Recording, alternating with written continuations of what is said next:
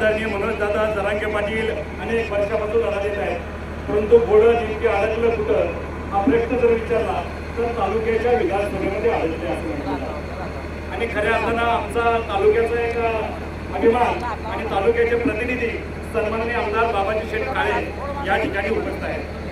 तर आपण त्यांच्याकडे जाऊया, त्यांची थोडीशी चर्चा करूया। मराठ्यांना आरक्षण देण्यासाठी आता मुंबईकडे सर्व मराठा बांधव अर्थातच आदरणीय जरांगे पाटील यांच्या समोर त्या ठिकाणी जात आहेत।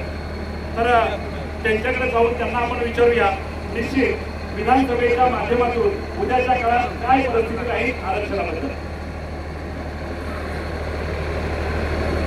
तुमच्या सर्वांच्या आशीर्वादाने आपल्या केदारनंदी विधानसभा मतदारसंघाचा मी लोकप्रतिनिधी म्हणून ज्यावेळेस विधानसभेत गेलो त्यापूर्वी सुद्धा आणि आता सुद्धा मराठा आरक्षणाचा प्रश्न प्रलंबित आहे आणि यापूर्वी सुद्धा आदरणीय मनोजजी जरांगे पाटील यांच्या नेतृत्वाखाली मोठी मोठी आंदोलनं झाली आणि त्यावेळेस सुद्धा सरकारनं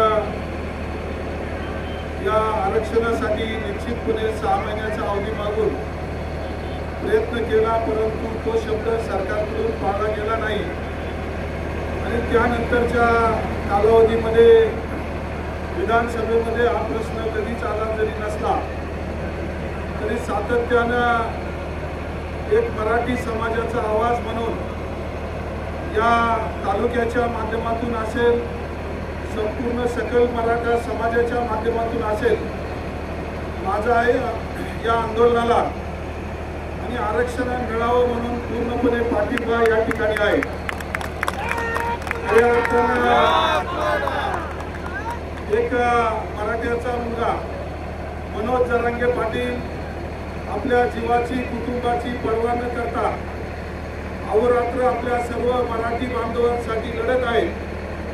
शासनाला माझी विनंती आहे की लवकरात लवकर म्हणण्यापेक्षा 29 तारखेला आपण आंदोलनाची परवानगी जरी आझाद मैदानावर त्या ठिकाणी दिली असली तरी खऱ्या अर्थानं हे आंदोलन जास्त दिवस चालू नये आणि त्या अगोदरच आपण या ठिकाणी आज किंवा उद्या महाराष्ट्र शासनानं या ठिकाणी निर्णय घ्यावा आणि सकल मराठा समाजाला या ठिकाणी आरक्षण द्यावं या मताशी मी सरकारसोबत निश्चित राहणार आहे आणि जर आरक्षण या ठिकाणी देण्यामध्ये त्यांची इच्छा नसेल किंवा कचराई असेल तर सरकारच्या विरुद्ध जाण्याची तयारी सुद्धा या मराठी समाजाच्या सर्व समाज बांधवांच्या वतीनं मी आमदार या नात्यानं निश्चित राहील। खऱ्या अर्थानं आपण सर्व मंडळी गेल्या अनेक वर्षापासून या मराठा आरक्षणाच्या आंदोलनामध्ये खेड तालुक्यातील प्रत्येक गावागावातील तरुण युवक, महिला, भगिनी, ज्येष्ठ मंडळी या आंदोलनामध्ये सहभागी होऊन आपापल्या गावामध्ये सुद्धा उपोषण केलं, आंदोलनं केली। मुंबईपर्यंत काही सर्वांनी या ठिकाणी प्रवास केला आणि आज सुद्धा सकाळी 8 वाजल्यापासून सभापतींनी सांगितल्यानुसार आपण सर्व युवा वर्ग, महिला भगिनी जरांगे पाटलांना या ठिकाणी पाठिंबा देण्यासाठी मोठ्या संख्येनं आपण सर्वजण आलेला आहात। खऱ्या अर्थानं आपल्याला सुद्धा धन्यवाद देतो आणि आपल्या सर्वांच्या पाठिंब्यानं या ठिकाणी निश्चित मराठी समाजाला आरक्षण मिळेल अशी आपलं ग्रामदैव, आपल्या तालुक्याचं दैवत भीमाशंकर महाराज असतील आणि माऊली असतील यांना या ठिकाणी करतो आणि थांबतो। जय महाराष्ट्र, रामकृष्ण हरी।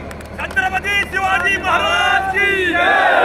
आरक्षण आमच्या हक्काचं नाही कुणाच्या बापाचं। मनोजदादा तुम आगे बढ़ो, हम तुम्हारे साथ हैं। और आरक्षण आमच्या हक्काचं नाही कुणाच्या बापाचं। छत्रपती शिवाजी महाराज की जय। या ठिकाणी आदरणीय